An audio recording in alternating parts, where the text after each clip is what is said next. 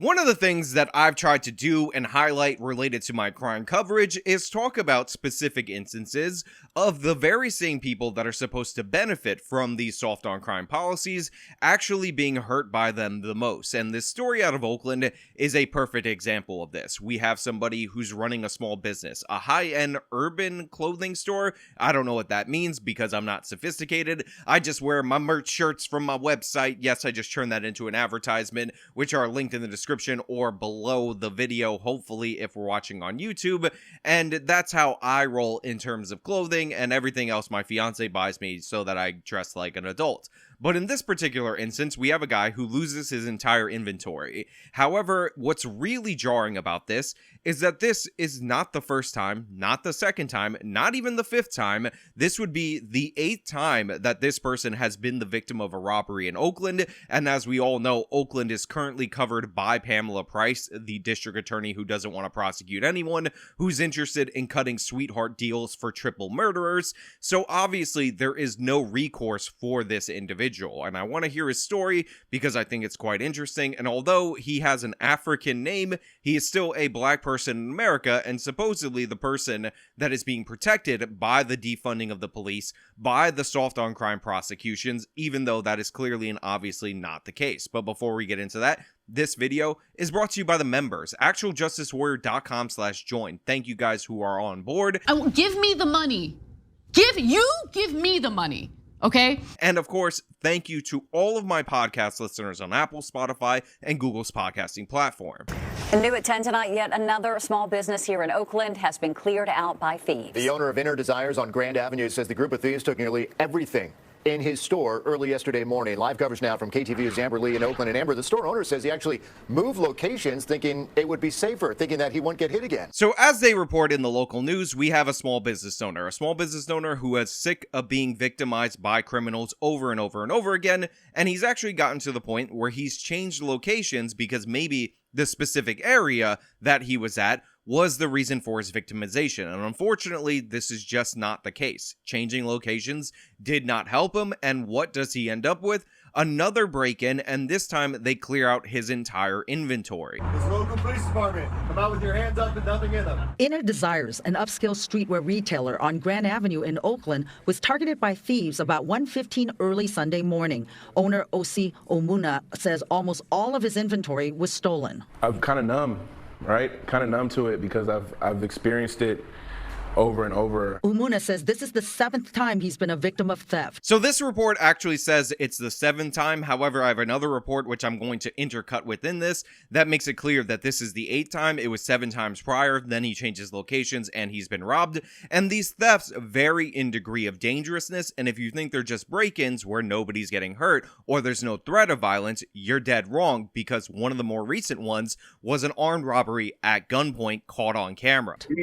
He tells me he was robbed at gunpoint in front of his store when it was located in downtown Oakland, and that store was broken into 5 times. That was when I was like, I can't be at this location anymore. Yeah, that'll do it for you. When you get your store broken into 5 separate times, and then you're greeted with an armed robbery in front of your location, that's about where you would draw the line and try to move locations. And to the credit of the neighborhood that he picked, it was a basically non-issue for him for a while, 16 months, yet it's happened again, and this time the damage is incredibly severe. You saw the break of his door, and of course, the complete loss of inventory for his store. Umuna says he moved to this new location in February of last year.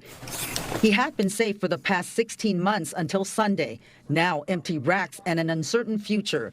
He says no one's been arrested for any of the burglaries. So this is what I can't stand. We just heard that of all the break-ins that he suffered, there have been precisely 0 arrests. Now, for burglaries, chances are you're not going to get that arrest cleared, but when it happens time and time again, and there's no action by law enforcement, and by the way, even if they were arrested, there would be no serious charges because they're operating under the assumption that these guys are all Aladdins. The guy who pointed the gun at him is Aladdin. The people who broke into his place 8 times total, combined with the armed robbery, are all Aladdin. You can understand the complete and total lack of hope from somebody who's trying to do the right thing. And he has no idea if it's the same thieves responsible as before because their faces were covered each time. Once you have something that they want, what do you do? Like I've experienced it it's like a pattern. Like, you know, I know they're coming, and they're like, when are they going to come is the issue. I mean, look at this man's face. Now, obviously, I noticed that he has a more African sounding name. I don't know if he's an immigrant. He speaks perfect English in my view,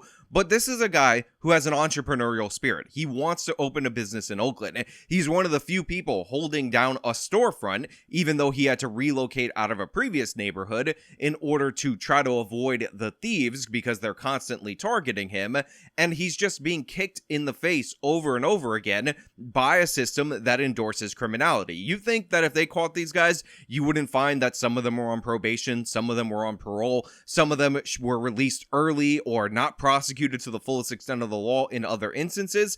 Absolutely not. Of course, these people are committing these crimes over and over and over again. They're in such an organized way. They're in a group. This is just something that they're doing because the consequences of getting caught are not high. He estimates his loss for this break-in to be $60,000, 20 to 30 denim jackets, and up to 200 pairs of jeans stolen. Now you might think, okay, Sean, look, I know it was $60,000. I know it was denim jeans and denim jackets, but the thing is, they're actually going to eat those denim jeans and jackets. When denim gets really soft, you know, when you wear jeans for a long time, it gets so tender, you can't resist the flavor. They're going to feed that to their starving kids. They're just Aladdin. And honestly, this guy deserves it because as a business owner, he's a capitalist. And capitalism, evil, I don't know if you know that, stealing is much better. So we should allow this guy's dreams, his ambitions, and all that to be undercut by the lack of rule of law, even though the nation is supposed to be founded on the idea of rule of law. I don't agree. I don't think so. I know that was a straw man imaginary person I made up,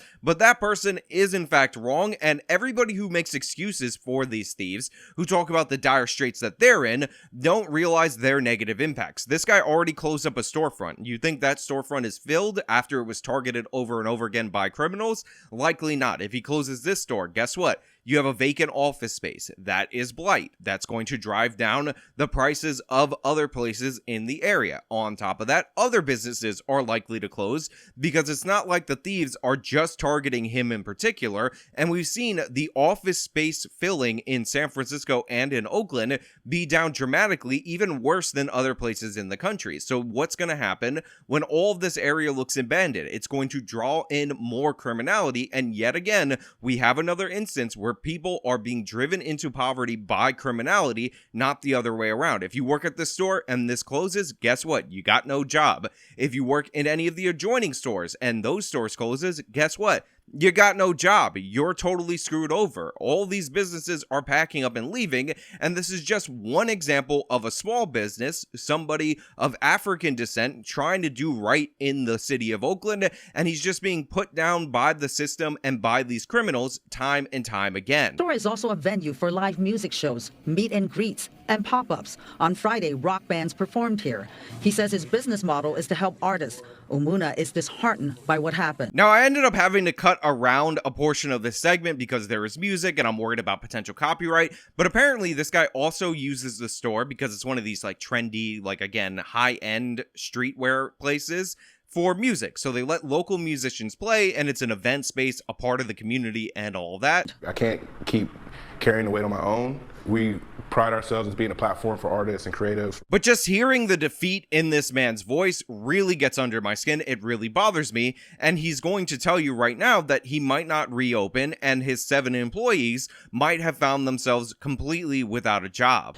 The owner tells me he started a GoFundMe to help pay rent and wages for his 7 part-time employees. He says if and when his store will reopen is up in the air. Now look, he has a GoFundMe to pay his rent, to pay for the merchandise, to cover the wages of his employees during the time that they're closed while they're fixing up the damage and trying to replace inventory. I'm going to link that in the description of this video. If you want to support this business person, please go ahead and do so. But for those of you who are like, well, he's staying in Oakland, so honestly, if I throw the money, it's good money after bad, I do want to point out that there's another segment where he talks about the idea of moving on to a completely different area. And in this regard, I also support this man. If you're going to be an entrepreneur, if you're going to be a creator, if you're going to be somebody who creates value for a community and the community spits in your face over and over again, then I'm on board for you moving to a better community. I'm on board for you moving to a place that's not going to allow the criminality to run wild. Set up your business elsewhere without all the hassle of the criminals that are just running amok in your area. So I'm going to cut to this other segment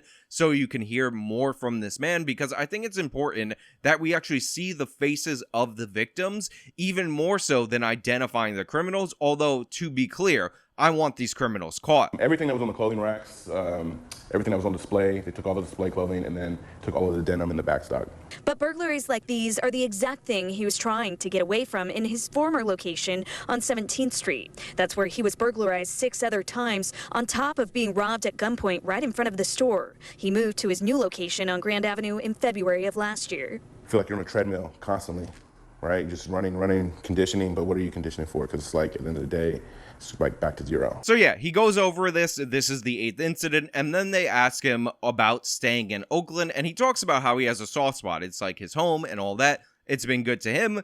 But now, after this 8th incident, he's wondering if keeping his business open is even still worth it. I got a soft spot for Oakland in general, right? Because it's been so good to me, but has it? But then, as if he was reading my mind as I was thinking it, he says, but has it? Which is exactly what I was going to say. And to me, the answer to that question is obviously no, it definitely has not. Now, I will also want to point out the crime statistics related to this specific area, related to Oakland, so that you can see them, so that you can see how big of a problem they are having right now in the city of Oakland. According to our ABC7 neighborhood safety tracker, the latest available data from Oakland police shows that burglaries have been increasing since 2020 and have been spiking overall since 2018. Meanwhile, the clearance rate for these cases continues to go down. So I just want to point out that the problems in Oakland, the problems in California, coincided not with the pandemic in terms of burglaries, but actually coincide with progressive reforms in criminal justice. I would also point out that if Emma Vigeland were looking at this chart, she would say, oh, actually, crime is down compared to that giant surge in 2018 and 2019. Therefore, it's a non-problem because crime is down compared to that point, even though the trend is significantly up from what was the norm for nearly 2 decades prior to this giant increase. But of course, if you can point to one arbitrary point where crime is down slightly right here and pretend that crime data only goes back over there, then you could pretend away the problem, pretend like it doesn't exist, even though that's not how we roll on this channel. Now, of course, as these are going up, the clearance rate is going down, there's a bunch of different problems, and all of these factors add up together to do the thing that I often talk about on this channel that people are in total denial of, which is drive people into poverty. Crime drives poverty, not the other way around. Get it through your heads. The greatest anti-poverty program that you could have in a place like Oakland and anywhere in the country is to lower the crime rate. That's how you do it. That's how you fix these issues. Now, with a future uncertain, he's turning to the community for help on GoFundMe, not to replace the denim, but to keep the lights on and his employees paid. My concern is I've got employees, My son was like, hey, Dad, I thought I was going to take over your store, And you got to just, stay strong, for my family and for the things that I believe in. I'm gonna be okay eventually. That cuts really deep, honestly and genuinely. And again, think about all the things that the left tells us about the evil white racism that's out in the ether, how it's limiting black people's ability to pass down wealth and prosperity to their children. Well, his son is looking forward to inheriting the labor, energy, blood, sweat, and tears that his father put into this business and is being ripped away from him by these criminals. They're taking that legacy. They're taking that inheritance. They're taking that generational wealth that supposedly the evil white racists are preventing black people from building. Well, here's a guy in his son's life trying to hand it down to his son, doing everything right in society, and he has to deal with the prospect of that not being a possibility. That sucks. It does not need to be this way. It never needed it to be this way. All we have to do is fight back, repeal the stupid laws, get rid of these terrible district attorneys who don't prosecute anybody, and actually go after these criminals for the scum, for the community destroying monsters that they actually are. I'm sorry, buddy, if you think that they're Aladdin or anything like that out there in the audience, but when you point a gun at a man to rob him of his clothes, when you break into his place 8 times, you're not a friend to the community. Your tragic story ends. I don't give a damn what led you to that point. As soon as you're committing a crime, you are the enemy of society, and dealing with you is priority number 1. But hey, those are just my thoughts. They happen to be 100% right in every regard, but let me know your thoughts down in the comments below. If you liked this video, show me by leaving a like. Subscribe for more content. Follow me on all my social media. Support me via the support links in the description of this video. This has been me talking about rampant criminality in Oakland. Till next time.